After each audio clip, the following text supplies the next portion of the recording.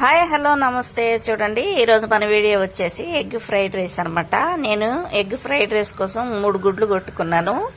పసుపు, కారం, దానికి కావాల్సిన పదార్థాలు అనమాట నేను చెప్తుంది. చూడండి, green chilli sauce, red chilli sauce అనమాట,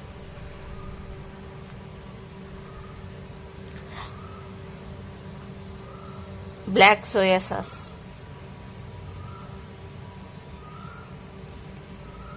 జీలకర్ర పౌడరు, ధనియాల పౌడరు,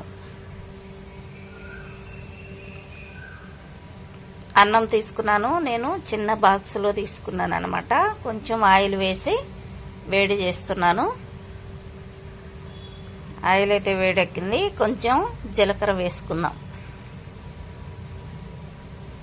అవి కొంచెం చిటపట్లాడిన తర్వాత మనం ఏవైతే గుడ్లు ఉన్నాయి కదా, గుడ్లు కొట్టేసుకున్నామో అవి వేసేసుకున్నాం. అవి వేసుకొని ఒకసారి కలిపేసుకుందాం.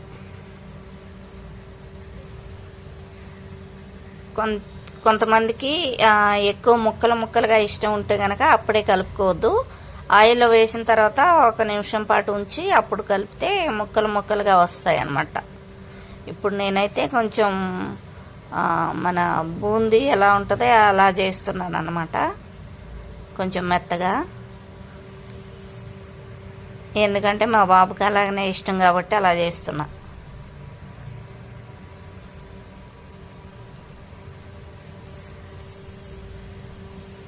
కొంచెం మంచిగా కలుపుకొని చూడండి, ఇంకొంచెం వేగాలన్నమాట.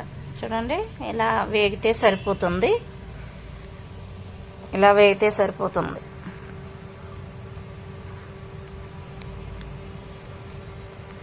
ఇలా అయితే వేగాలన్నమాట.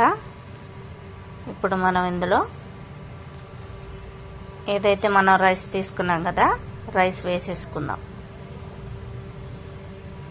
రైస్ వేసుకొని ఉండలు లేకుండా ఇట్లా గడ్డలుగా ఉంటుంది కదా, అలా లేకుండా మంచిగా కలిపేద్దాం అన్నమాట. గుడ్డు రైసు బాగా కలిసేంత వరకు కలుపుకుందాం.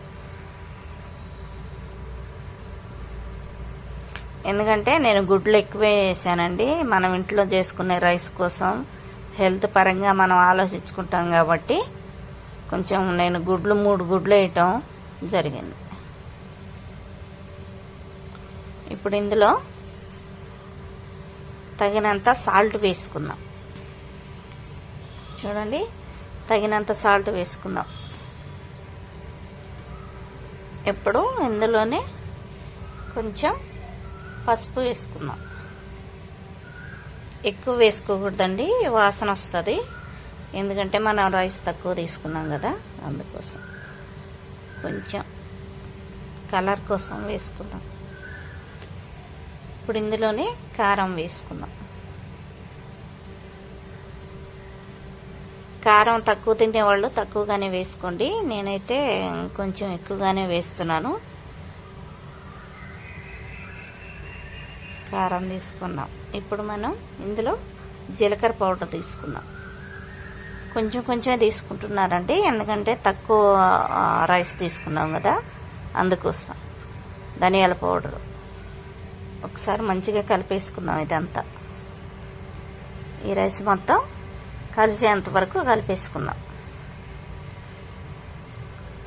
మీరు కూడా ట్రై చేసి చూడండి. ఇలా చేసుకుంటే చాలా అంటే చాలా టేస్టీగా ఉంటుంది. ఇప్పుడు మనం ఇందులోనే కొంచెం సాసులు అయితే వేసుకుందాం. ఇప్పుడు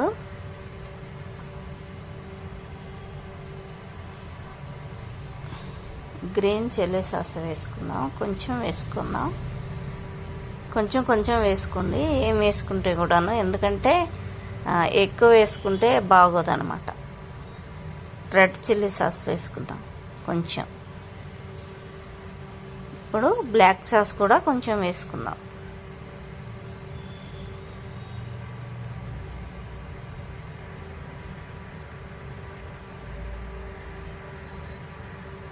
కొంచెం వేసుకొని శుభ్రంగా కలిసేంత వరకు బాగా ఫ్రై చేసుకోవాలన్నమాట. సరిపోతుంది. పైనుంచి నేను కొంచెం గరం మసాలా పౌడర్ అయితే వేస్తున్నాను. గరం మసాలా పౌడర్ వేయాలి, ఎందుకంటే నీసు వాసన రాకుండా. ఇప్పుడు మంచిగా మొత్తం కలిసేంత వరకు కలిపేసుకుందాం. చూడండి ఎంత కలర్ఫుల్గా ఉందో. మీకు ఈ తొరికెలో చేసుకొని తినండి, చాలా అంటే చాలా బాగుంటుంది. నా దగ్గర కొత్తిమీర అయితే లేదు, మీ దగ్గర ప్రస్తుతానికి ఇప్పుడైతే నా దగ్గర లేదు, మీ దగ్గర ఉంటే వేసుకోవచ్చు. ఓకేనా? చూడండి ఎంత బాగుందో. ఇలా గనక బాక్సుల్లో కలిపి పెడితే బాగుంటుంది. ఓకేనా? ఆఫీస్కి కానీ స్కూల్కి కానీ బాగుంటుంది. Okay friends, bye bye.